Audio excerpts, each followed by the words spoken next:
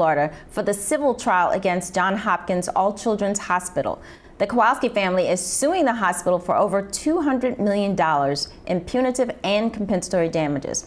The Kowalski family claims that the hospital wrongfully filed child abuse claims against Maya's mother, Beata Kowalski. So we left off listening to neurologist Dr. Carl Barr. Let's head back into the courtroom to listen to some more of his testimony. Order on the page there, it says order start date October 17, 2016. Perfect.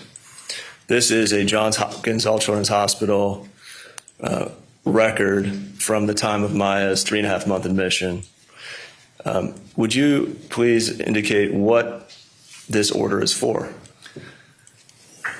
So it's for IVIG infusion by protocol. And let me see. So she was receiving 25 grams, which would have been 1 gram per kilogram. And then it has instructions for the infusion rate. Does it appear from this record that Johns Hopkins All Children's Hospital administered IVIG while Maya was hospitalized? Object to form, Your Honor. It's leading the witness, and there's been no predicate laid this witness. We'll sustain. You can take it down.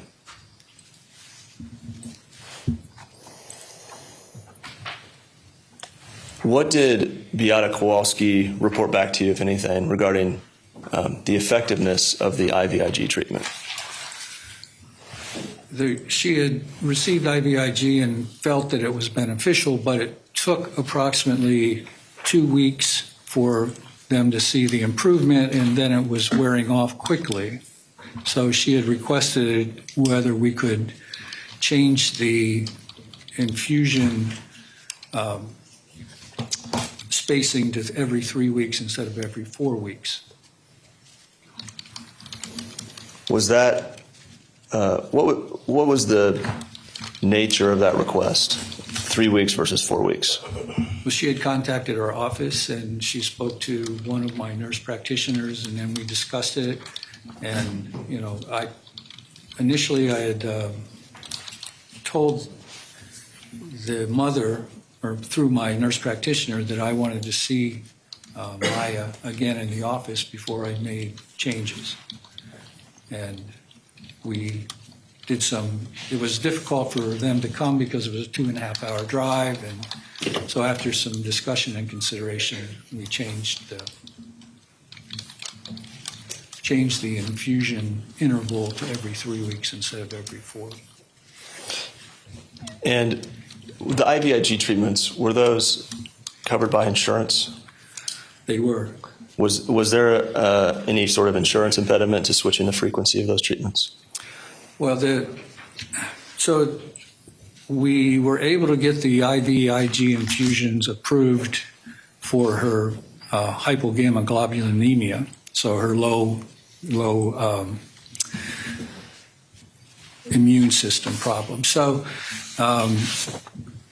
whenever I do a treatment course, for insurance purposes, you always have to show that you're maintaining management of the situation. So that's why when we were going to make a change, I wanted to reevaluate Maya more for insurance purposes rather than because there was any doubt about what Mom was reporting. So it's just something that I commonly do. You have to, if you're doing a treatment, you have to make sure that you're evaluating the patient. All right. If we could put up 1039-0004. And doctor, I'll direct your attention to the date towards the top of the page. It looks to be a phone note from July 28, 2016. Do you see that? I do. And so is it true that over the course of 2016, Beata was in touch with your office? That is correct. And the jury will have an opportunity to review this note, but down below, does it discuss her request for a more frequent interval from 4 weeks to 3 weeks? Yes, it does. And what did Beata Kowalski, if you could highlight the fourth sentence of this second to last paragraph, they have been videotaping, that sentence there. What did Beata Kowalski report to you about Maya's improvements, if anything? She stated that they travel 2.5 hours and have to stay overnight to come to an appointment. She is wondering if the IVIG can be moved from 4 weeks to 3-week intervals. They have noticed improvement for 2 to 3 weeks following the infusion and felt it really was helping her symptoms. They have been videotaping and documenting her improvements. All right. She started physical therapy last week and is getting physical therapy twice per week. Doctor, so your office was in touch with Beata Kowalski regarding Maya Kowalski's treatment for approximately 6 months. Correct. And you had this treating physician relationship with the family. Yes.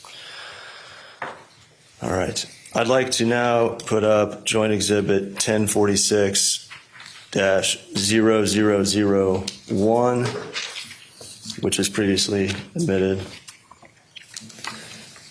Doctor, have you had an opportunity to review the report of James Lewis, the clinical neuropsychologist, as it states there at the top? Yes, I have. If you would turn to page 5 of the report, please. And the fourth paragraph from the bottom that begins all of this testing information, if you would highlight that and blow it up for the jury and the witness. Doctor, Okay. before I get to this, did Johns Hopkins All Children's Hospital, after October 7th, 2016, in the period between October 7th, 2016 and January 13th, 2017, ever contact you as a pediatric neurologist? Not that I'm aware of. All right. If you read here from the neuropsychologist report from DCF, what is he directing Johns Hopkins to do? Judge, I object. The document speaks for itself. He's asking one witness to comment on the testimony of another. Sustained.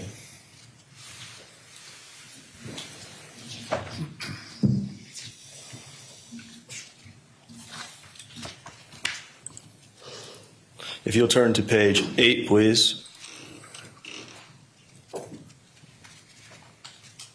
3, 4 paragraphs from the bottom, it begins with a diagnosis of ICD-10/DSM-5. Correct.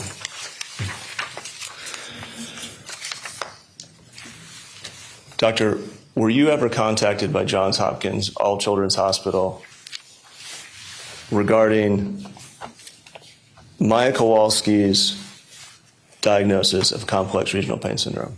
Judge, Your Honor, number one has been asked and answered. Number two, the same objection a moment ago. Okay. Overruled. He can answer that question. Not to my knowledge, I was not contacted. And during this period of time, while Maya Kowalski was in the hospital, you were a board-certified pediatric neurologist. Correct. If you had been contacted, would you have agreed to consult with Johns Hopkins All Children's Hospital? I would, given, the administrative requirements that kind of, I wasn't on staff at Johns Hopkins, but if asked, I could have done that. If that impediment had been cleared regarding privileges at the hospital, would you have been willing to consult? Correct. Yes. And if Johns Hopkins All Children's Hospital had asked you for your opinion as a pediatric neurologist regarding the appropriateness of a diagnosis of complex regional pain syndrome, what would your opinion have been? Objection on a lack of foundation. It's an improper hypothetical. This witness has not been proven to have any knowledge of the circumstances at that later date. Let's just keep it to the legal basis. Overruled.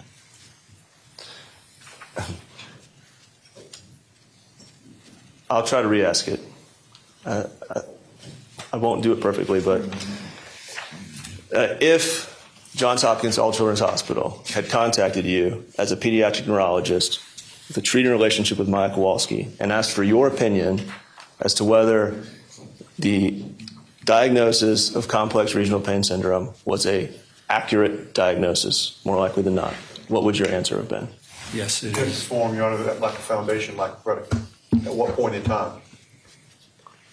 Okay, well, why don't you re-ask the question with a specific time period, but If, otherwise overruled? understood. Same question. If you had been contacted after the date of October 20th, 2016, at any time between October 20th, 2016 and January 14th, 2017, what would your opinion have been regarding the accuracy of Maya's complex regional pain syndrome diagnosis? Objection, Your Honor, lack of predicate. No indication whatsoever. Hey, speaking objection. I'll be happy to approve. Okay, I don't need an approach. Overruled. You can answer the question, Doctor. Your Honor, maybe approach. Not on that question. Yes, I would agree that complex regional pain syndrome was the correct diagnosis.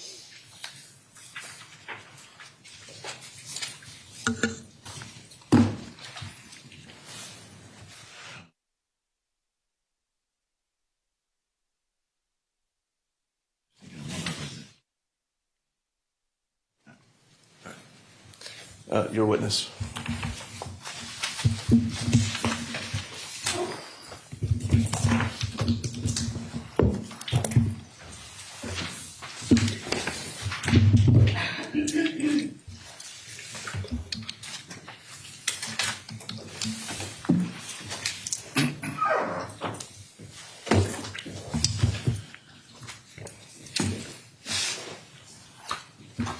Good morning. Good morning.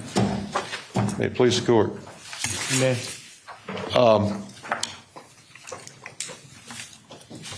When you saw Maya Kowalski in February of 2016, is it true that you had no objective evidence of CRPS yourself?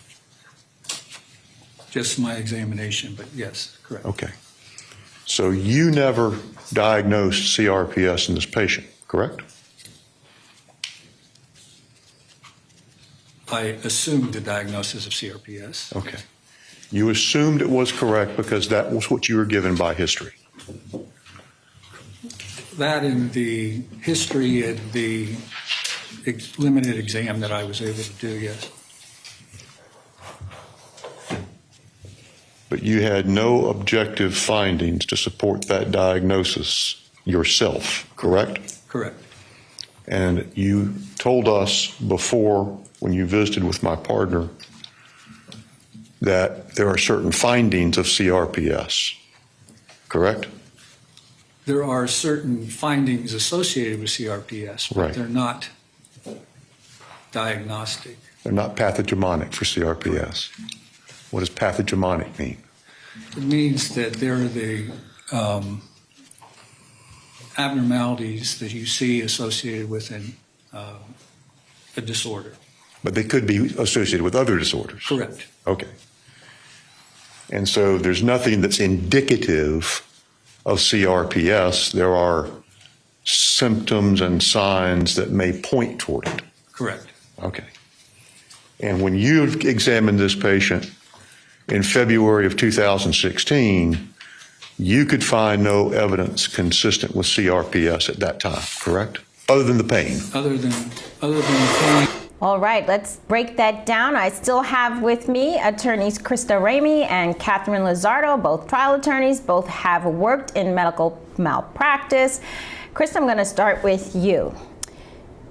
At first, I was wondering, what are they going to try to establish with this physician? And it does seem to me that what was trying to be established on the plaintiff's side, remember, they are trying to show that there has been, this is a civil case, medical malpractice. They were trying to show that there was no referral to this doctor, and had there been a referral to this doctor, would he or would he not have diagnosed it as the CRPS? I mean, is that what you're taking away from this testimony that we're seeing and now the beginning of the cross? Yeah, I mean, I think this is as good a guess as any, Terry. I think that, for medical malpractice is basically negligence, for the viewers. It's just there was a duty of the hospital to take care of this patient, to make sure that they, exercise the prudent care that a physician would do, that is standard in the industry for that physician, and that duty was breached because it fell below the standard of care, right? They didn't do everything that they were supposed to do. So what this doctor is there to do is to say, that there was, CRPS, and they didn't diagnose CRPS, and that what, I guess that's kind of where they're going with it. Now that's kind of a hindsight situation that, to get to, he should have been referred to a specialist to diagnose the CRPS, that Maya should have been rather, is, going to be another step that they're going to have to do, probably through a paid expert. I think that this expert is not a paid expert, but rather a doctor that has treated Maya throughout her illness at that time, at least. And so he's not one of the hired guns that will come in and kind of connect all of the dots about why this fell below the standard of care. He's just saying she had CRPS at this point. Yes, and I think you hit the nail on the head right there, Krista, because he isn't going to say what either side wants him to say. He is essentially like a treating physician because he did see her and he assumed that she had the CRPS because that's what the prior diagnosis was. And let me ask you this, Catherine, do you think that on that limited cross we just saw, were there any points made? I mean, he got right up there and said, look, you didn't do that diagnosis. This is something that you got from the prior examinations, correct? Yes, that's what the cross was trying to establish. But I think the cross was missing the point here because this trial is a trial within a trial. I say that because it seems that they have to try what seems to be a medical malpractice cause of action. But what's interesting is this trial is not about medical malpractice. There are 12 causes of action in their complaint, and the focus of the trial is that Maya was falsely imprisoned by Johns Hopkins Hospital for 87 days when during that entire time they could have figured out that CRPS was the proper diagnosis for them. I think during the direct, when he testified that Johns Hopkins did not contact him even once during that 87 days when he was a treating pediatric neurologist for Maya, and that's a specialty, that he wasn't just a pediatrician, he was a pediatric neurologist. Right. And they did not even contact him. That was bad. Yeah, I agree. I think they're going to have to draw the lines between those dots during summation there because I definitely think that one of the things I took away from that was, look, yes, I am a specialty in this pediatric neurology, but I didn't have any sort of residency or license, or he wasn't able to practice there, so maybe that's why they didn't call him. But it is a good point for, I think, the case. We're going to take a quick break, and when we come back, we will be taking a look at the Gareth Purse House verdict. Stay with us.